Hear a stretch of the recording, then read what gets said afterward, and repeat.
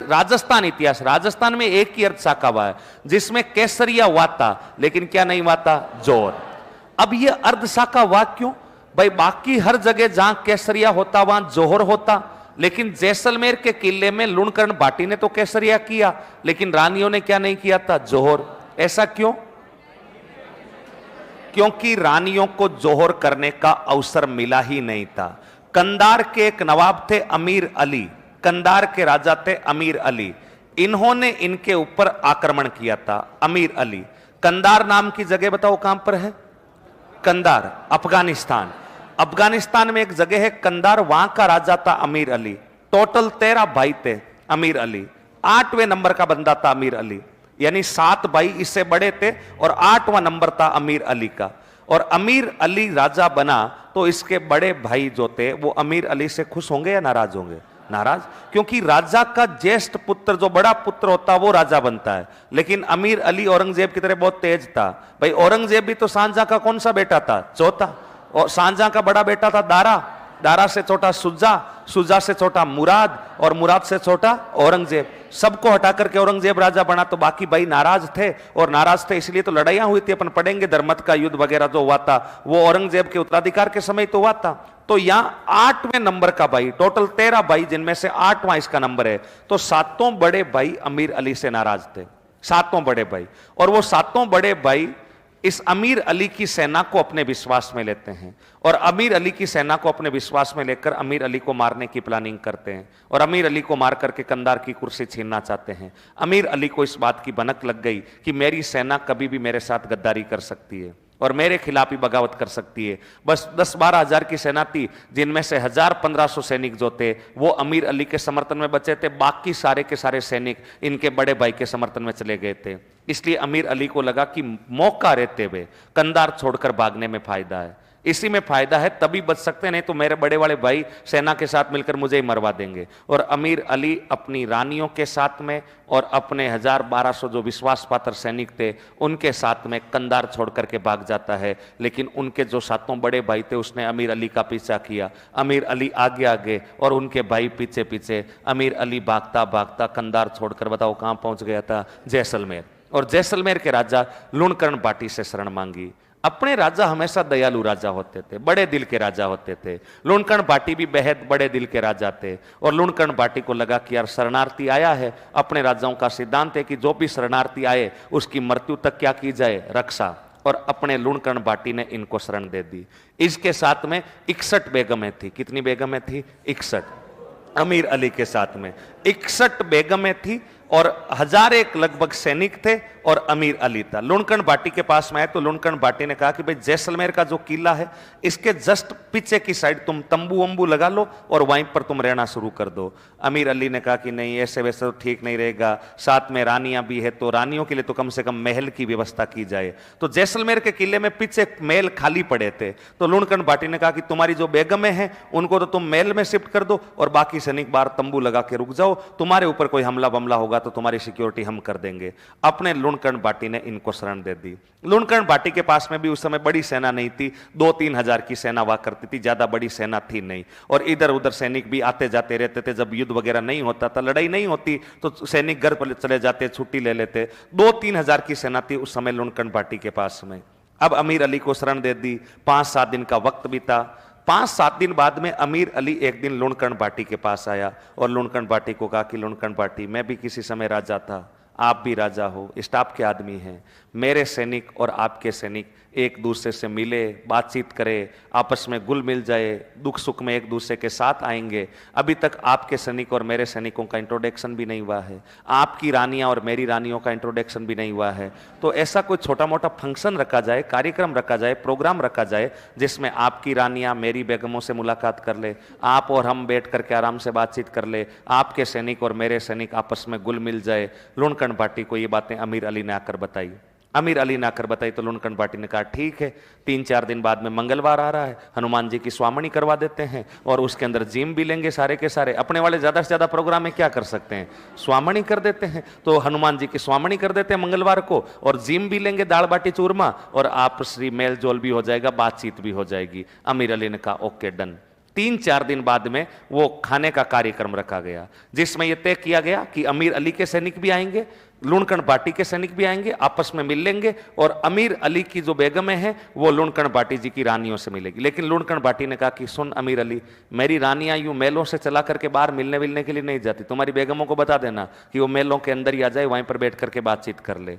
इस अमीर अली ने कहा कि वो भी बेगमें हैं, अब इतनी दूर से पीछे वाला मेल आपकी रानियों के मेल से आधा किलोमीटर दूर पड़ जाता है, इतना वो पैदल चल के आएगी, थोड़ा सा ईगो हर्ट होगा, ठीक नहीं लगेगा कि पैदल चल के आ रही है, तो तुम ऐसा करना उनके लिए पालकियां भिजवा देना। लुणकण पाटी ने कहा ओके, 61 पालकियां मैं सजा करके भिजवा दूंगा, अगले मंगलवार को सुबह सुबह अपनी बेगमों को बोल देना तैयार रहे, उन पालकियों में बैठे और मेरे सैनिक आ जाएंगे 122। वो उन प्रत्येक सैनिक कितनी पालकी, एक पालकी को उठाने के लिए कितने सैनिक चाहिए? 2, तो 2-2 सैनिक, 122 सैनिक आ जाएंगे। वो पालकियों को कंधे पर उठाकर उन पालकियों को मेरे रानियों के महल तक ड्रॉप कर देंगे, वहां आपकी बेगम और मेरी बेगम जो है वो बातचीत कर लेगी। अमीर अली ने कहा ओके डन, पूरा प्रोग्राम तय हो गया।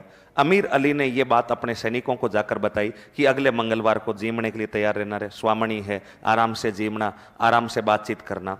अमीर अली के सैनिकों में एक सैनिक बहुत तेज दिमाग का था आपकी तरह। उस अमीर अली के उस सैनिक ने कहा कि महाराज कितने दिन तक शरणार्थी बनकर रहेंगे?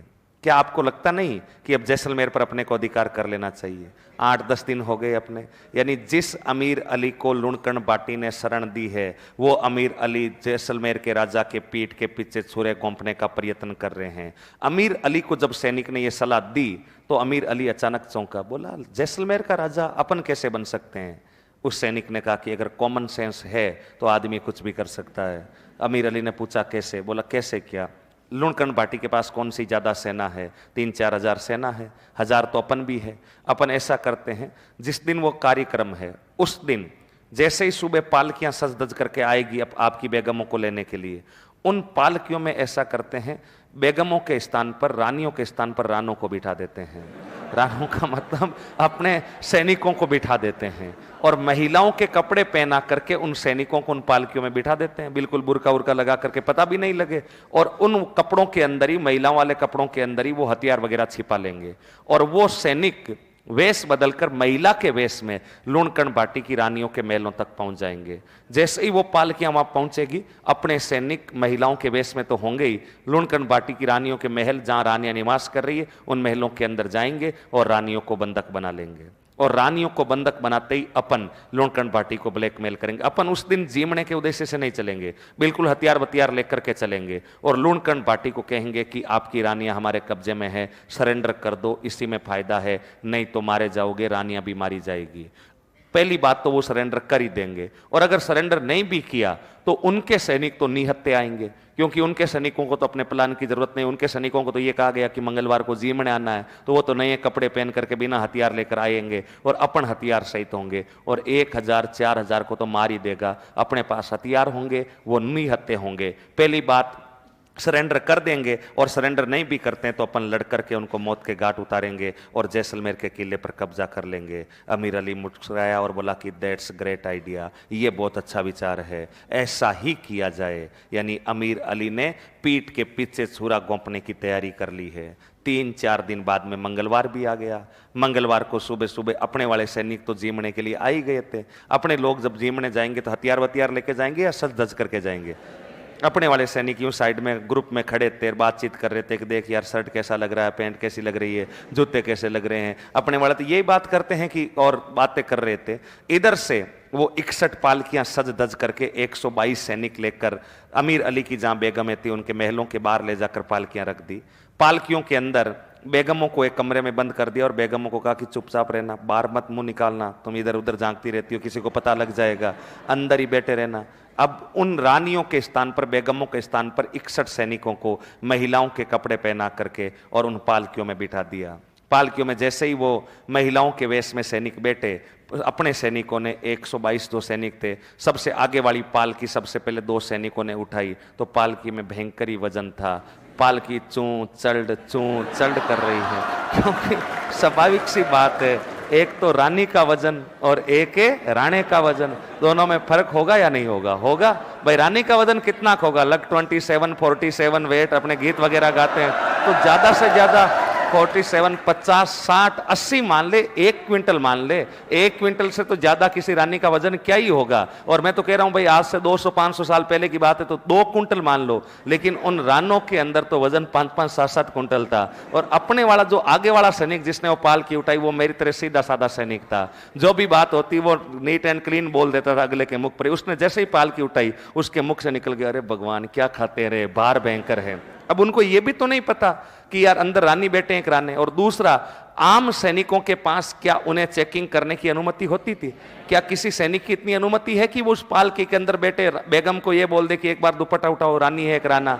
इतनी अनुमति सैनिक के पास होती नहीं थी। अगर कोई सैनिक अगर ऐसा व्यवहार कर दे तो सैनिक को फांसी पर और लटका दे कि तुमने ऐसा व्यवहार कैसे कर दे, तुम्हारी हिम्मत कैसे हुई बेगमों के साथ ऐसी बात करने की। इसलिए आगे वाला सैनिक ने बोला कि भगवान रे क्या खाते हैं। पीछे वालों ने पालकी उठाई, वो भी कोई मेरी तरह था। उसने कहा ब्रो सेम कंडीशन है, भयंकर ही बार है। 122 पालकियां, जो 61 पालकियां उठाई, उन सब में यही कंडीशन है, वो पालकियां कभी भी टूट सकती है, इतनी वजन उनके अंदर है। आगे वाला सैनिक चलते चलते बात कर रहे हैं कि यार मुझे तो कुछ गड़बड़ लग रही है, रानियों के अंदर तो इतना वजन नहीं हो सकता। आगे वाला सैनिक की बातें कह रहा पीछे वालों को, बोला मुझे तो लग रहा कि इनके अंदर कोई राने ही बैठे हैं, लेकिन अपने पास तो पावर नहीं है चेकिंग करने का। लेकिन जैसे ही ये पालकियां आपके लुणकरण बाटी की रानियों के महलों के दरवाजे पर पहुंची, तो रानियों के महल का जो दरवाजा था उस पर भी कुछ सिक्योरिटी गार्ड होते थे। रानियों के महलों की सिक्योरिटी बहुत टाइट होती थी। अपने यूं नहीं है कि कभी भी आओ जाओ, कुछ भी वहां पर नहीं है। अपने कमरे की तरह, पीजी की तरह कुछ नहीं होता था वहां पर, बिल्कुल सिक्योरिटी टाइट वहां पर हुआ होती थी। प्रवेश द्वार पर भी कुछ सिक्योरिटी गार्ड्स वहां पर हुआ करते थे। तो सिक्योरिटी गार्ड्स के पास जैसे ही पालकियां पहुंची, आगे वाले सैनिक ने वो पालकी नीचे रख दी और पालकी नीचे रखकर उन सिक्योरिटी गार्ड को कहा कि तुम्हारी तो ड्यूटी है कि अंदर महल में क्या सामान आ रहा है, जा रहा है, कौन आ रहा है, कौन जा रहा है, तुम कुछ भी चेक कर सकते हो। और हमें पूरा डाउट है कि इन पालकियों के अंदर कुछ गड़बड़ है, क्योंकि वजन बहुत ज्यादा है। हम तो पालकियां, हमें काम दिया गया कि पालकियों को महलों तक पहुंचाना है, हम तो उठा करके अभी महलों तक पहुंचा देंगे पालकियां, लेकिन कुछ भी हो गया तो हमारी जिम्मेदारी नहीं है। हमें पूरा डाउट है कि इन पालकियों के अंदर गड़बड़ है, आपको एक बार चेक कर लेनी चाहिए। जो उस महल के प्रवेश द्वार पर सुरक्षा कर्मी थे, उन्होंने कहा कि जब आपको डाउट है तो चेकिंग की जाए। अपने वाले जब सैनिक ये बातें कर रहे थे तो अंदर उन पालकियों में बैठे रानों को वो बातें सुन रही थी, और रानों को लगा कि यार अब मरेंगे, पक्का पकड़े जाएंगे। फर्जी अभ्यर्थी दूसरे के स्थान पर एग्जाम देता हुआ पकड़ा जाए तो स्वाभाविक सी बात है, आप कभी भी देख लेना, जो फर्जी अभ्यर्थी होता है वो पहचान में आ ही जाता है कि कौन है। शकल देख के पता लग जाता है, उसका हाथ कांपना से लग जाता है। इसलिए जैसे ही अपने वालों ने ये बात की, अंदर वालों को लगा कि पक्का मरेंगे। और अंदर बैठे सारे जो लोग थे अपने कपड़ों में हथियार छुपाकर और लाए थे, इसलिए उन्होंने कहा कि मरने से बेहतर है लड़ लिया जाए। और उन 61 पालकियों की जैसे ही तलाशी लेना शुरू किया, पहली पालकी की तलाशी ली, बुरका उठाया तो रानी नहीं, राना ही निकला। और राना निकलते ही वो जोर से चिल्लाया भागो भागो। उन 161 सैनिकों में से जो सैनिक बैठे थे महिलाओं के वेश में, वो नीचे उतरते हैं और नीचे उतरकर अपने निहत्थे सैनिकों पर हमला कर देते हैं। और अपने सैनिक उन महलों की सुरक्षा करते हुए शहीद हो जाते हैं। और वो 61 सैनिक अपने सुरक्षा कर्मियों को मार करके उस लुणकरण बाटी की रानियों के जो महल थे उन महलों में एंट्री कर जाते हैं और रानियों को बंधक बना लेते हैं। जैसे इधर ये भगदड़ मची, चीख पुकार मची, लड़ने की आवाज उधर फैली,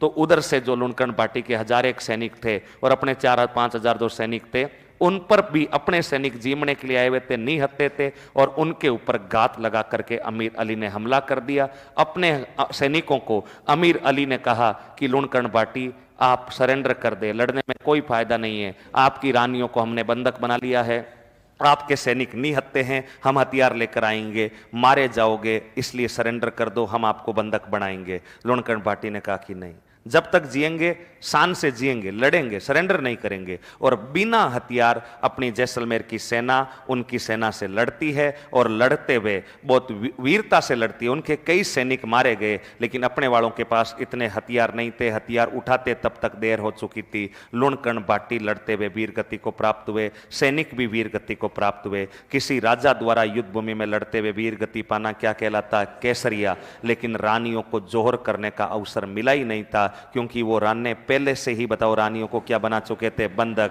इसलिए केसरिया तो हुआ, लेकिन क्या नहीं हुआ? जोहर। जहां केसरिया हो अपितु जोहर नहीं हो, उसको अपन क्या बोलते हैं? अर्धशाका। राजस्थान इतिहास का एकमात्र अर्धशाका 1550 में कौन से किले में हुआ था? जय